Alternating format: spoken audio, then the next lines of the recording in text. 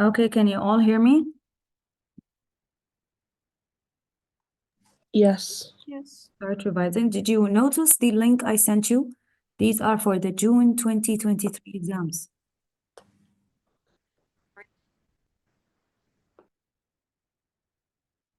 Okay. In our midterm exam, we said that we will be starting from the third lesson, which is movement in and out of cells. So this is what we will revise today. The lesson movement in and out of cells is a short lesson. Can you all see my screen? No, yeah. No? Okay, you didn't tell me. Let me share. Okay, so the movement in and out of cells is a short lesson, but a lot of questions over this lesson come in paper 6. Okay, let me open the PowerPoint.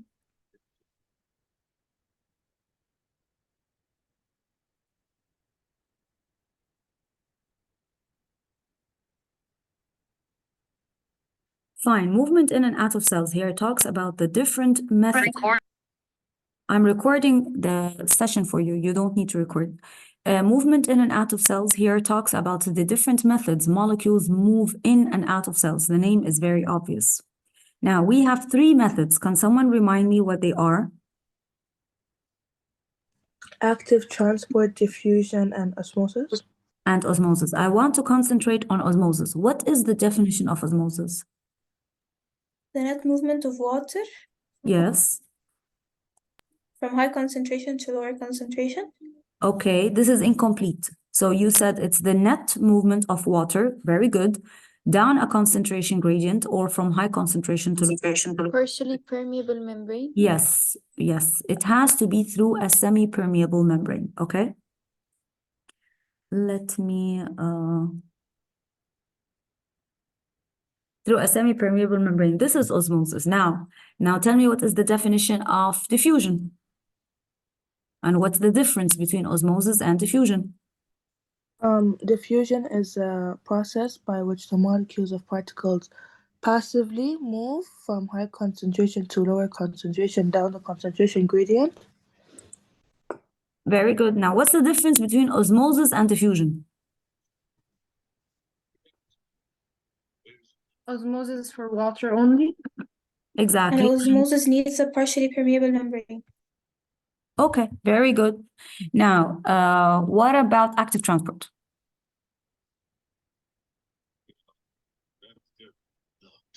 What about active transport? It's the movement of particles from lower concentration to higher concentration through a partially permeable membrane using energy from respiration. Yes. Okay. So all this, I'm trying to open the document. So we have 3 methods of transport here, movement in and out of cells. Good. We have osmosis, we have diffusion, and we have active transport. Now, if you go to the supplement material, which is year 10, which is what we'll be revising, they focus on 2 methods. Of course, everything is important, but the supplement here is focusing on osmosis, and it is focusing on active transport. And usually, the questions are over osmosis. We define them just as we said. We said osmosis is the movement of water down a concentration gradient from high water potential to low water potential. Now, let me stop here. High water potential, this term means lots of water or little water? Lots of water. Lots of water. And low water potential, of course, means little water. Through a partially permeable membrane, this is part of the definition. This definition is out of 3 marks. And we talked about diffusion and active transport. Now, why are we studying that? Because we need to regulate the water levels in our bodies. Let's talk about animal cells and water. When the animal cell is put in pure water, what happens? I have an animal cell and it is surrounded by a dilute solution. First, tell me, dilute solution means it contains lots of water or little water? Lots of water. Lots of water. Okay. And then how will the water move in which direction? From A to B or from B to A? A to B. from A to B. This animal cell, how will it respond to water moving in the whole time? Burst. It will burst. It will burst. Very good. Now, in the opposite situation, I have an animal cell and it is put in concentrated solution. Concentrated solution means lots of water or little water? Little water. Little water. So the water will move from A to B or from B to A? From B to A. B to A. And what will happen to the animal cell? It becomes Yes. flaccid. Shrink. No, the word Shrivel. flaccid and plasmolysis is used in plants. In animals, we don't say flaccid. We say it will shrink. It will shrivel. Okay, shrink or shrivel. This objective is very clear here. Explain the importance of water potential and osmosis in the uptake and loss of water by organisms. The water level in your body has to be constant because we don't want the red blood cell to swell and burst, and we don't want it to shrivel. We want it to be just healthy. We want the shape of the red blood cell to not change. So that is why we have to control the water levels in the body. If we have excess water, where does the water go?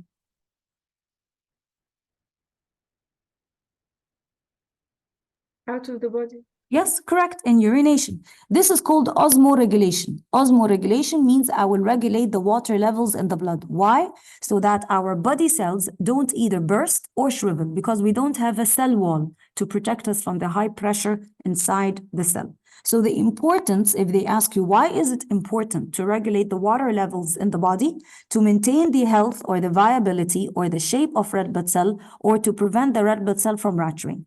If you see something like this written with so many dashes, then understand that this has been copy and pasted from the mark scheme, okay? And while you are reading it, these dashes will be translated as or. So to maintain the health or the viability or the shape of red blood cell or to prevent rupture of the red blood cells. They all mean the same thing. Yes, Gamila? What happens if the cell bursts? No, you tell me. What will happen when the cell bursts? Will the cell survive? No. Of course, No. the cell will die. Okay. Now, so that is why we want to maintain. Yes, Camila, you have another question? No, sorry, I meant to lower my hand. It's okay. So that is why we have to maintain our water levels. Maintain our water levels mean that the red blood cell is surrounded by plasma, blood plasma, the liquid part of the blood. This blood plasma is hypertonic or hypotonic or isotonic? Isotonic. Isotonic. Now remind me, please, what does isotonic mean? That water movement is zero. Yes. Okay. I hope it is clear for everyone. Isotonic solution means the amount of water inside the cell is equal to the amount of water outside the cell. So the amount of water moving in is equal to the amount of water moving out. Please never write this sentence. Never say that there will be no osmosis. Water is always moving in and out, but we are talking about the total or the net amount of water moving in and out. When the total or the net is zero, this means that there will be no change in the red blood cell. It will not burst and it will not shrink. And then it will stay nice and healthy. And this is what we want.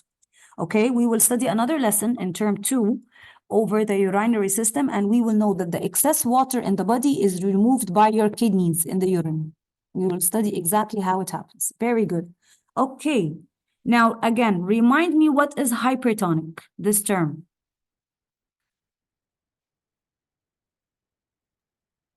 Concentrated solution with a low water percent. Very good. Hypertonic means it has a lot of sugar, it has a lot of salt, it has little water. Okay. If you are confused, divide this word into two parts, hyper and tonic. Tonic means salt, for example. Hyper means a lot. So hopefully this will remind you that hypertonic means lots of salt. Hypotonic is the exact opposite. Lots of salt or little salt. Little salt or a dilute solution. Okay. Now, the other implication of osmosis is also found in plants. Let me open a screen. Now, what if we put a plant in a pure solution, a solution of pure water? What happens to this plant? Will become turgid. Very good. It will become turgid. If this question is out of 3 marks, I want you to explain everything related to the turgidity of the plant. I will put this plant in a dilute solution. So let me change color. This is A. A is dilute or pure water or a solution of high water potential. By the way, this sign means high water potential. The water will move from A to B or from B to A. This is A and this is B. From A to B. Very good. Now, why the 3 marks? To mention osmosis. Very good. You will mention osmosis. You will mention that the water will move from high water potential to low water potential down a concentration gradient by osmosis across a semi-permeable membrane. You will mention nearly the definition of osmosis. And what will happen to the vacuole inside the plant cell?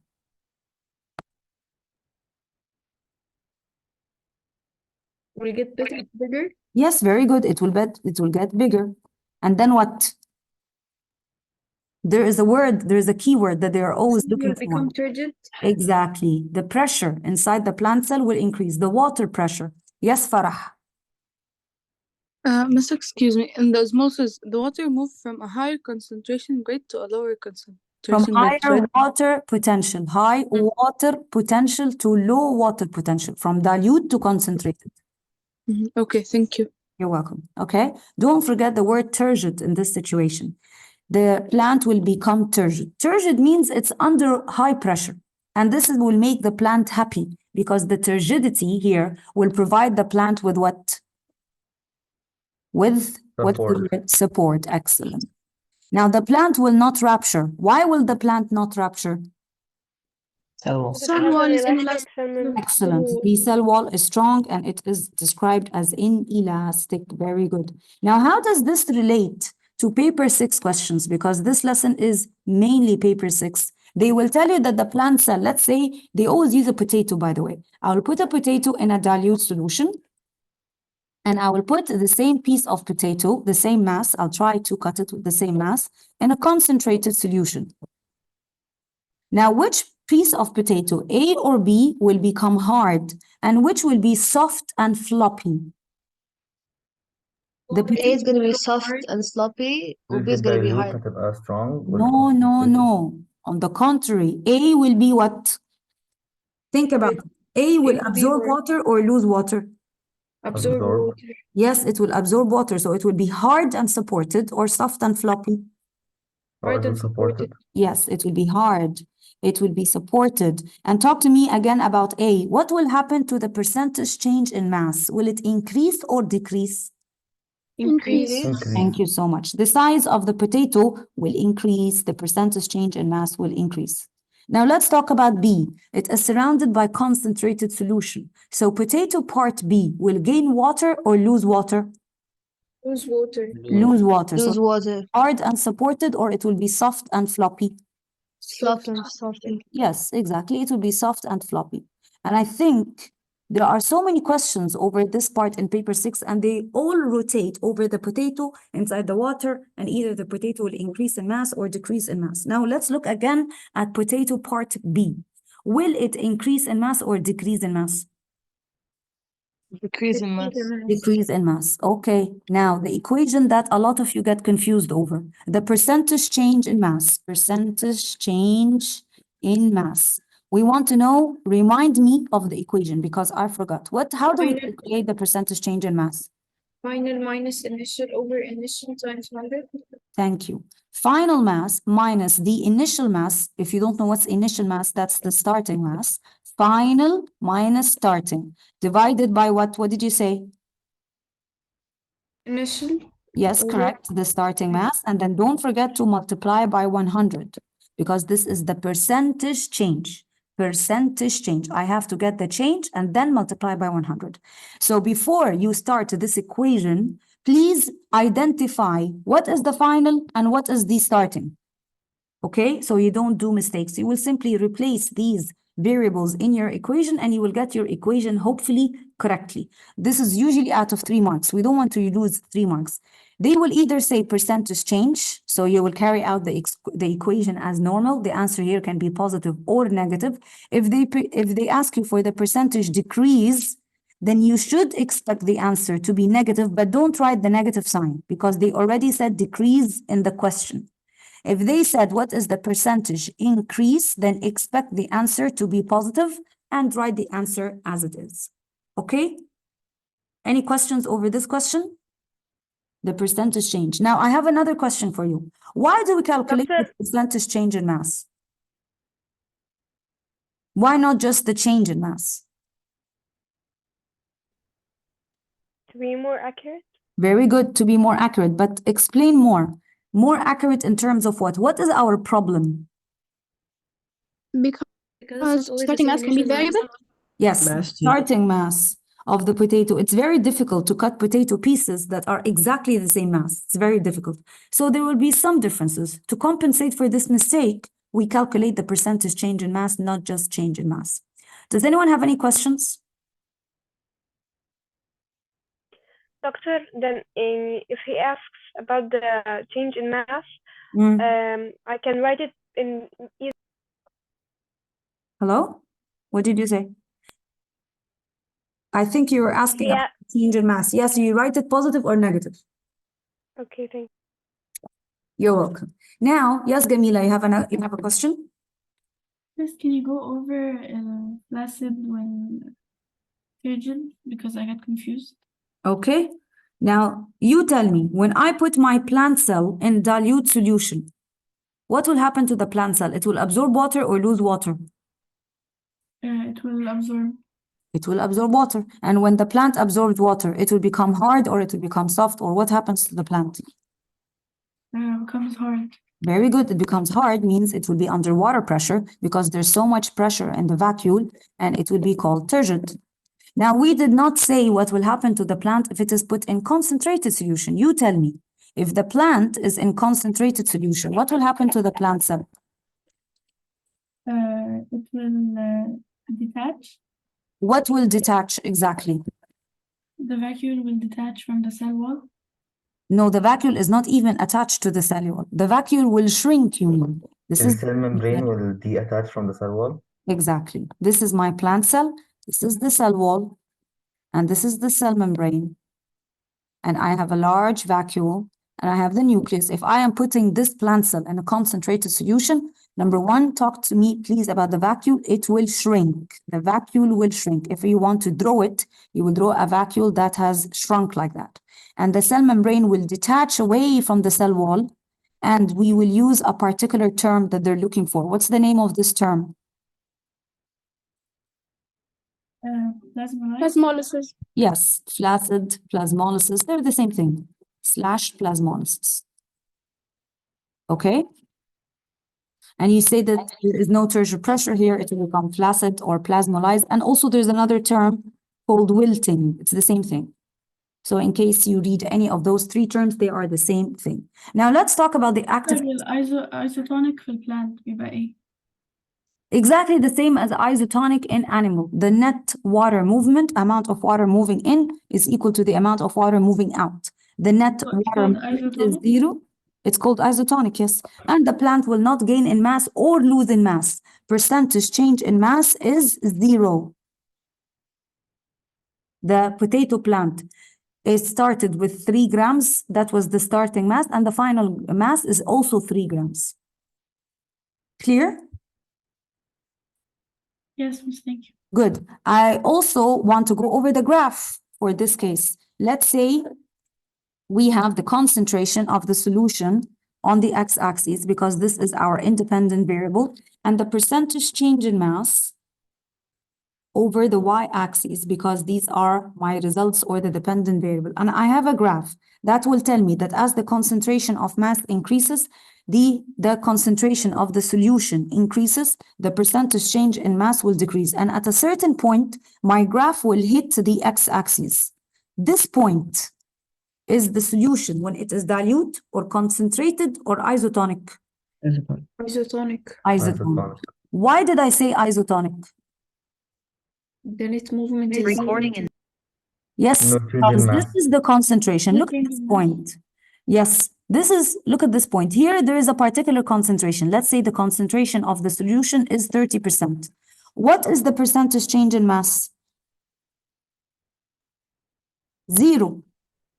So at this concentration, the amount of water moving in the plant is equal to the amount of water moving out the plant, and the plant did not change in mass. So this is the concentration that I will describe as isotonic. In other words, the amount of water inside the plant cell is equal to the amount of water outside the plant cell. So the net water movement is how much? 0. Zero. And the percentage change in mass in zero. Okay, now let's again look at the graph. When I have positive values here, in other words, the percentage change in mass is increasing, then this solution is dilute or concentrated? Dilute. Dilute, correct. Are you all with me? In other words, the potato increased in mass. The potato increased in mass because it absorbed water.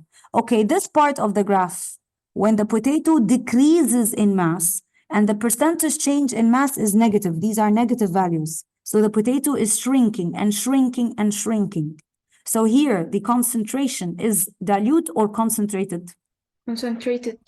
Concentrated. Do you all understand this graph? Does anyone want me to repeat? Because this graph is important. Yes, Miss, can you repeat it? Yes, please repeat. About the numbers. Okay, I'll repeat. Now, I have a graph here that represents the percentage change in the potato in different concentrations. In other words, I will put the potato piece in different concentrations. Let's say 10, 20, 30, 40, 50, okay? And then the concentration is my independent variable. It's the variable that I am changing. That is why it is on the x-axis. This is the x-axis in case you don't know. My results will be the percentage change in mass. So this will be on the y-axis. The percentage change in mass. Now, either the mass will increase, the mass of the potato, it will increase, so I will have positive values, let's say +5, +10, +15, or the mass of the potato will decrease. When the mass of the potato decrease, I will have positive values or negative values? Negative values. Negative, so this is my 0. I will مثلا have -5, -10, -15, and so on. Okay, that is why this graph I can have positive values or negative values. Positive values when there is a increase in the mass of the potato, and negative values when I have a decrease in the mass of the potato. Nice? My graph will give me a curve like any graph. For example, when the concentration of the solution is 20, let me change color. What is the percentage change in mass when it is 20?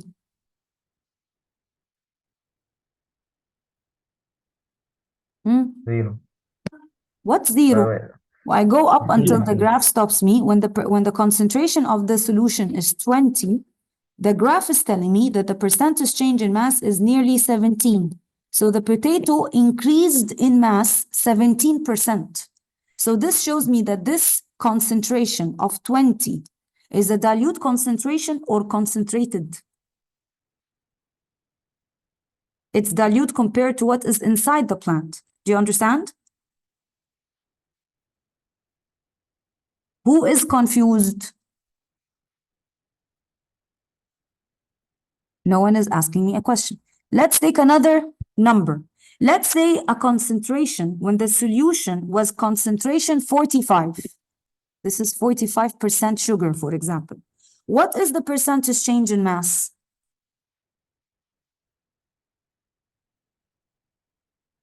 I will move down until the graph stops me, and I am getting a negative value or a positive value? -8. Negative value, -8, correct. So this means that the potato increased in mass or decreased in mass? Decreased in mass.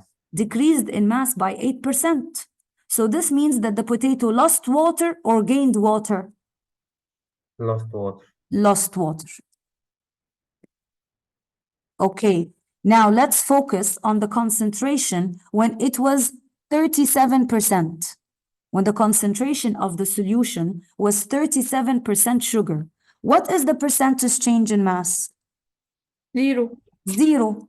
So at this concentration, did the potato lose water or gain water, or did not lose or gain? Did not lose or gain. Exactly. The net movement of water is 0 because the potato did not lose, did not gain. Clear? Is this graph better now? So it depends on the values that you're getting. If you're getting positive values, then this means that the potato gained water. If you're getting negative values, this means that the potato lost water. Any questions? Okay, if you have any questions, ask. Now, we were talking about active transport. I think you defined active transport. It's the movement of molecules. We don't use the word net here. It's the movement of molecules from low to high, or we can use the term against what? Concentration gradient, or from low concentration to high concentration.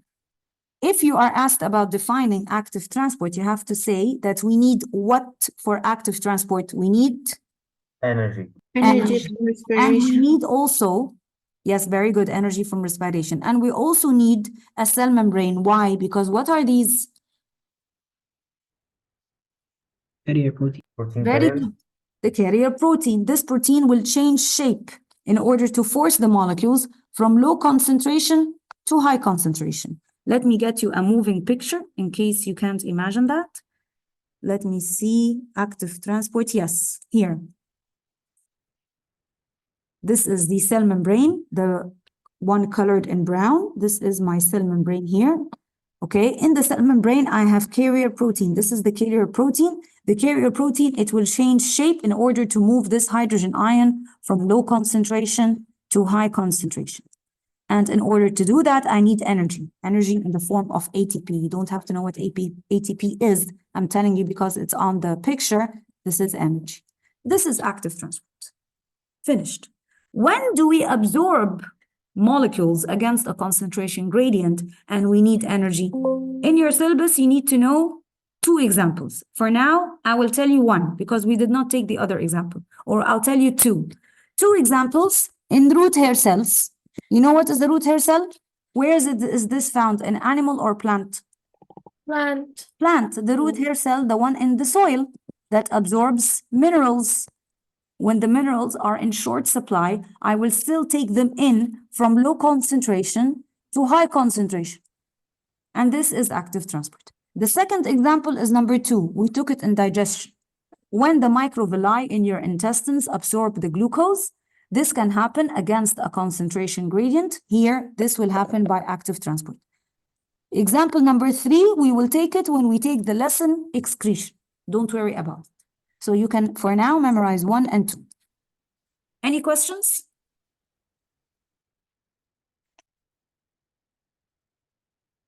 Anyone has any questions over this lesson? This lesson is only 3 pages, but most of the questions over this lesson are practical questions. Please don't forget the potato. When the potato is put in dilute solution, it will be hard. When the potato is put in concentrated solution, it will be soft because it loses water. Any questions over this lesson? Can I start revising another lesson? مس هو الجراف أنا في حاجة مش فاهمة فيه What? يعني الجراف مش عارفة مش فاهماه يعني. Okay, let me do the graph again for the 4th time.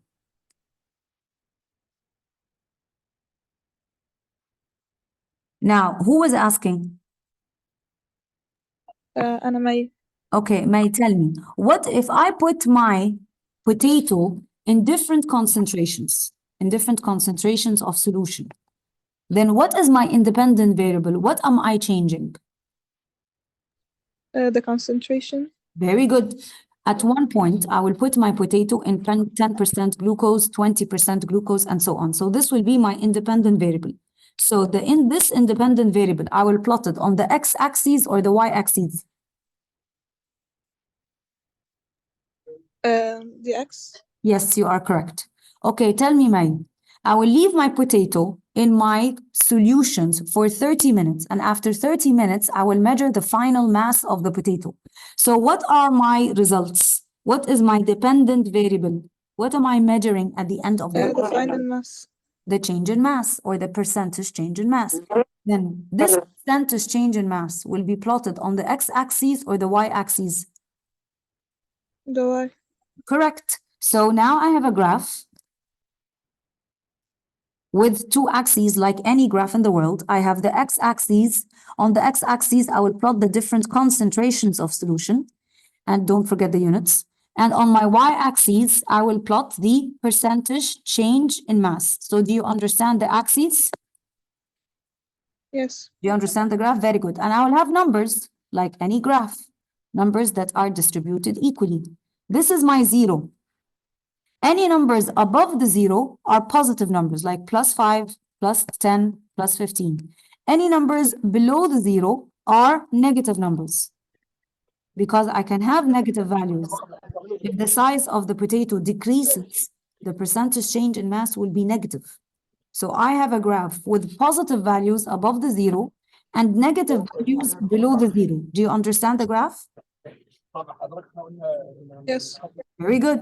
Now I'm going to plot my graph like any other graph. There is noise in the background. Please stop this noise, whoever has noise. I'm going to plot my graph like any graph in the world.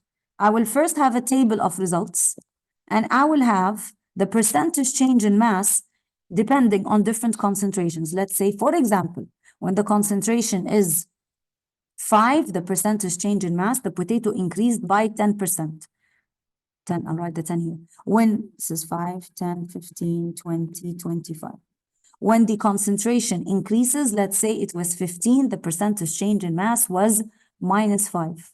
When the concentration was 20, the percentage change in mass was -10. So I will plot it like any other graph. When the concentration is 5, what is the percentage change in mass? We said 10. So I'll go to 10 and make an X. Are you with me, May? I am doing it with you step by step. When Yes. Yes. concentration is 15, the percentage change in mass is -5. So the concentration is 15, the percentage change in mass is -5. It's here. When the concentration is 20, what is the percentage change in mass? -10. -10. So I made here 3 dots that I will join with a ruler.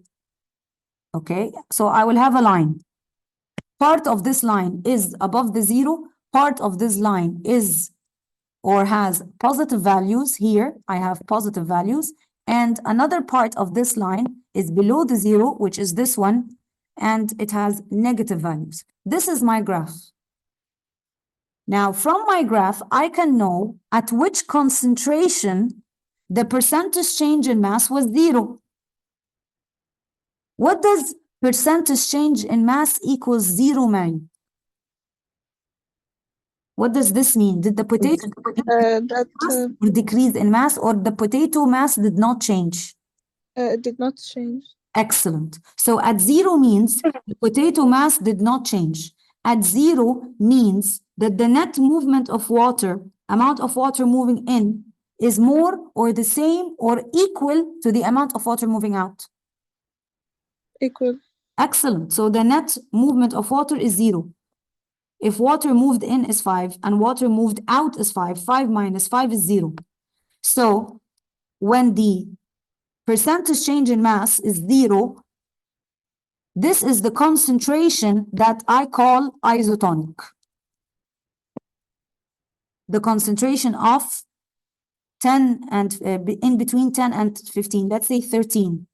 At the concentration of 13% glucose, for example, the potato did not change in mass. So this is the concentration where the amount of water inside the potato was equal to the amount of water outside the potato. This is the concentration that I will call isotonic. Why did I choose this concentration? Because at that concentration, the percentage change in mass was how much, May? 0. 0. The potato did not gain mass or lose mass. Clear? Is this graph better now for everyone? Yes, thank you. You're very welcome. Okay, now this graph, you will find it in year 9 notes.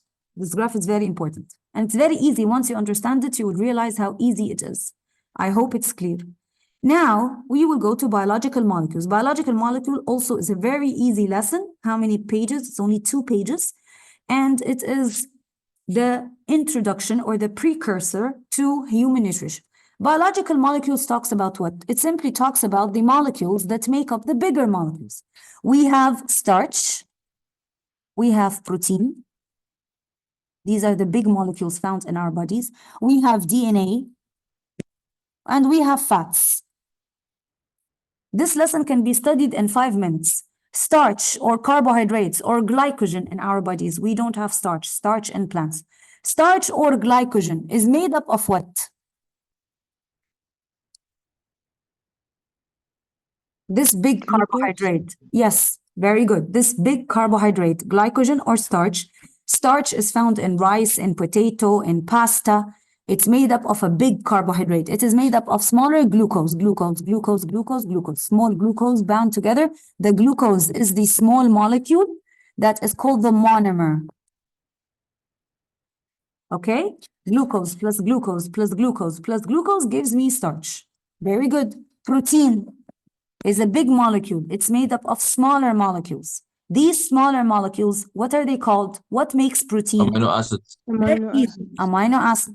Amino acid plus amino acid. Millions and millions of amino acid make proteins. Okay. Fats is also a big molecule. What makes up fats? Fatty acid and cholesterol. Fatty acid and glycerol. Very good. I'm done with this lesson. I only have DNA left. Now tell me enzymes that break down fats. So we study all in one. Lipase. Lipase, very good. Give me the name of an enzyme that breaks down proteins.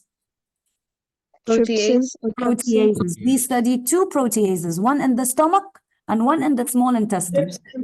Pepsin and trypsin. Excellent, you're amazing. In pepsin, it works in which pH? Acidic. Acidic, excellent. And the trypsin, it works in which pH? Alkaline. Alkaline, because it's produced in the small intestine and from the pancreas. Very good. Now the DNA. The DNA is a little bit confusing for you because it's new. Now we know that the DNA is a large molecule made up of so many what? What's this? Nucleotides. The nucleotides. And the nucleotide itself is made up of 3 parts. I have a what? What's this blue one? Deoxyribonucleic sugar. The sugar. You don't have to know the name, but it's the sugar, okay? And this is the Phosphate. phosphate. These 2 make the backbone of the DNA. And what is the variable part? Base. The The base. nitrogen base. How many bases do we have? 4. 4. And they bind together in a specific manner. Base A binds with T, and base C binds with G. Base And these G. bases are held together by hydrogen bonds if you're curious to know. You don't have to know the names of those bases. And the DNA is made up of 2 strands of nucleotides, okay, that are held together by hydrogen bonds, and they twist to form a double what? Helix shape. Helix. That's it. Okay? This is biological molecules, and this specific base pairing is called complementary base pairing.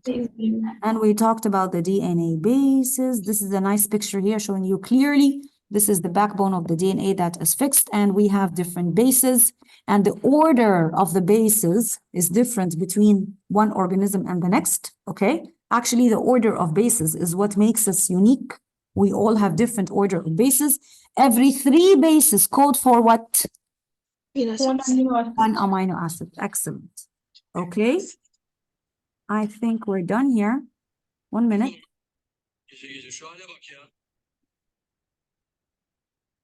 Okay, so we're also done with biological molecules.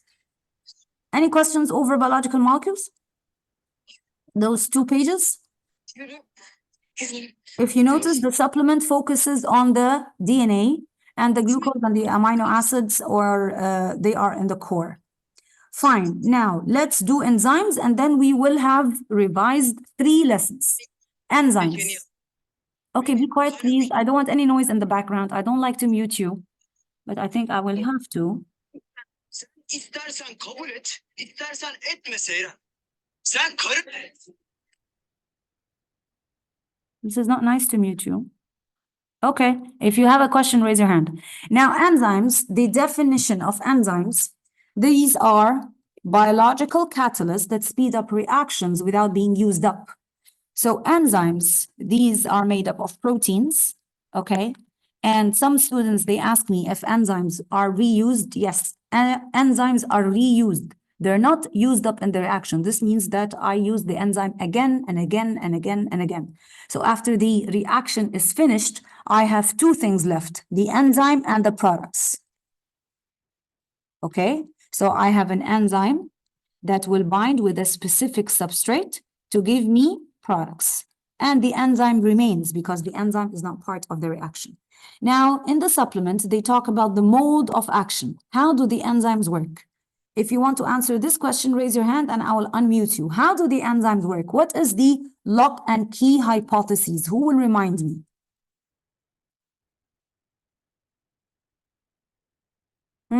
Yes, Timar. Can you unmute yourself or do I have to unmute you 1 minute? Now you can unmute yourself. Yes, my dear. Timar. Jolly. You can't unmute yourself? There are three dimensions. You Yes. have the active site and Perfect. the substrate and the enzyme. The active site is the depression that the substrate complementary in it. Very good. You have to form- mention everything you said is correct. You To have a form the specific- product Very and give it the enzyme substrate complex. perfect. Thank you so much. You said all the keywords that need to be said in this lock and key hypothesis. You have a 3-dimensional shape. Yes, Jolly, you want to add something? No, thank you. You're welcome. Now, she said everything perfectly. She said that we have a precise 3-dimensional shape and we have an active site or a depression. Yes, Jolly, you want to ask something? Okay, and the substrate is specific because it will fit into this active site and form a temporary enzyme substrate complex. And then it will give you the products. Okay, very easy objective. Now, I think you saw this question in paper 4 before. What are the factors that affect enzyme activity? We will study two things in detail and we will revise their graphs now. We have temperature and pH. Also, you can add these 3 to your notes. Enzyme concentration, of course, the more the enzyme, the faster their action. Substrate concentration, the more the substrate, the more the reaction. And the surface area. Surface area means a higher surface area will give you a faster reaction or a slower reaction. What do you think? Yes, Jolly. Jolly, you're not speaking. You can't unmute yourselves? I think you can now. Yes, Caddy. More surface area will increase the rate of the reaction or slow it down? Increase the rate of the reaction. Okay, now let's jump. This is just a picture. Now let's jump to the graphs. These graphs are very important and these graphs are written in detail on page 24 of your notes. You have 2 graphs that you have to analyze. And they're very common. A graph where you have the temperature on the x-axis and the rate of the reaction on the y-axis, and another graph with the pH. Now, as you can see this graph, you have several points that you need to understand. You have point A and point B and point C and point D and point E. Okay, this is very detailed. At A, you will say there are 2 types or 2 parts of a question. Describe and explain. I think you're familiar with them by now. Describe, you will have to give numbers from the graph. Explain, you have to write what you studied. At A, what will you say in description? Who will tell me? Quickly. How will you describe part A of the graph? Muhammad, someone here. Where's Muhammad? Abdul Rahman. How will you describe Layla? The temperature is increasing. Yes, as the temperature is increasing, then what? What The is rate of happening to the enzyme rate of the activity. reaction? What did you say? As the temperature is increasing, what is happening to the rate of the reaction? It's increasing also. It's increasing. But tell me, at A, is the rate of the reaction fast or slow? Slow. Slow. Please, at A, always say that the rate of the reaction is slow. Why, Layla? Because I have lots of kinetic energy and successful collisions, or little kinetic energy and successful collisions? Little kinetic energy and successful collisions. Very good. When you are talking about temperature, please mention the kinetic energy or the energy of motion and the successful collisions. And you will mention also successful collisions in pH, but don't mention anything about kinetic energy. At B, what will you say at B? What is happening to the rate of the reaction? It's increasing. It's increasing. So at B, the temperature is increasing. So the rate of the reaction is increasing because I have more kinetic energy and more successful collisions and more enzyme substrate complex, and everyone is happy. What is the main word that you will mention at C? Optimum temperature. Optimum temperature. The enzyme is very happy. Maximum collisions, maximum optimum temperature, maximum rate of reaction. Everyone is very happy. Now at D, what is happening to the rate of the reaction? Decreasing. Decreasing The because the successful enzymes are collisions denaturing. Now at E, what happened to all the enzymes? denature. Denatured. Please describe denature. What happens in denature? What will you say? The active site changes so no more successful collisions can occur. Yes, you will say that the active site has been completely destroyed and the active site can no longer bind with the substrate. No reaction, finished. Okay, now this graph is clearly described below it. At low temperature, I will not say that the enzymes denatured. No, they're just slow. They just are slow, okay? Less kinetic energy, less chances, blah, blah, blah, okay? And then as the temperature is increasing in this part of the graph in B, I will say that now the temperature is increasing, kinetic energy is increasing, rate of reaction is increasing, the word increasing.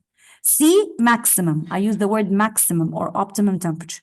And then very high temperatures, I have to mention the word denatured and explain what happens in denatured. The bonds will break, active site will change, no binding of enzyme and substrate, nothing. Okay, so please, this graph and what is written below it is very important. And I have another graph here that talks about the same thing.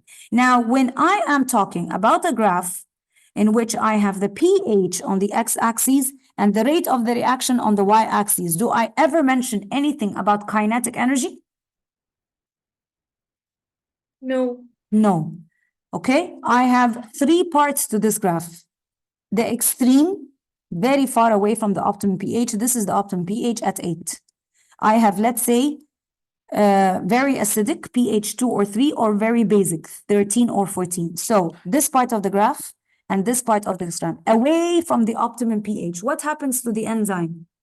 Denature. Denature. So it denatures here and it denatures here because the active site will change, blah, blah, blah, blah, blah. Okay? If they are asking you about this part of the graph, you will say that as the pH is increasing, what is happening to the rate of the reaction? Increasing. Increasing because I am moving closer to the optimum pH. You can say that the successful collisions are increasing, but don't mention anything about kinetic energy. What will you say at the optimum pH?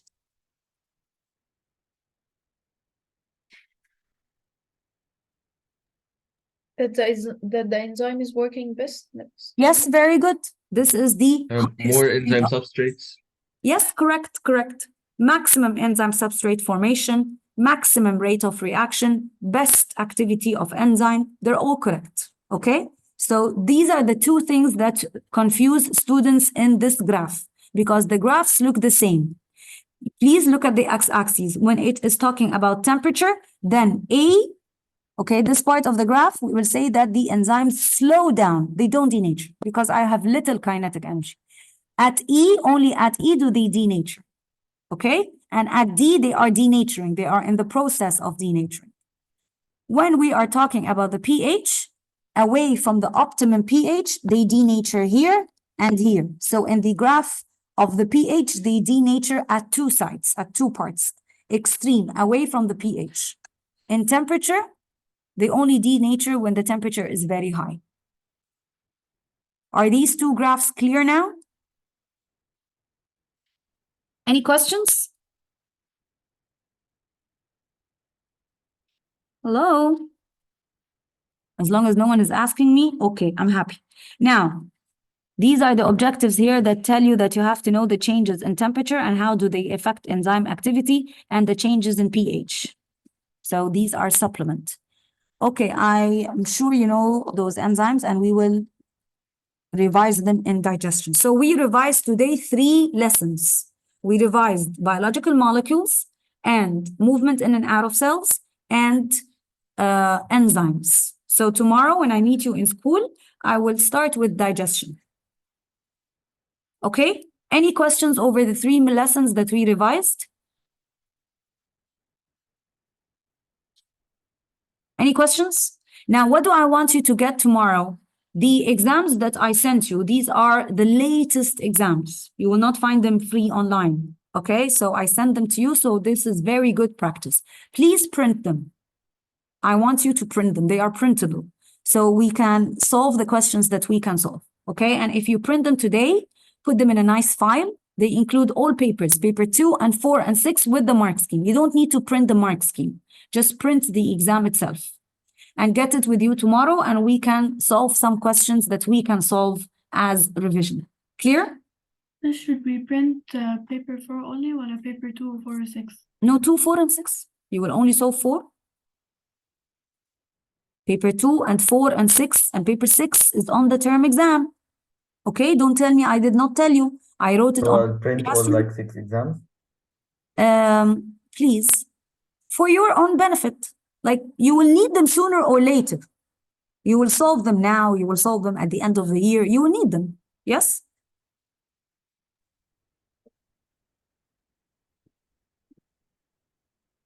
Only the exam, not the mark scheme, of course. If you can put them on a flash and give it to a bookstore, any bookstore, and they can print it out for you, you will need those exams. And by the way, you need those exams, the 2023 exams for all subjects, not only biology. If I have an idea, don't print paper 2. Paper 2, you can solve it on paper. So print only paper 4 and paper 6. Better idea. We can solve paper 2 on paper. We will just choose the letters. Okay? Any questions before I go? Okay. See you tomorrow.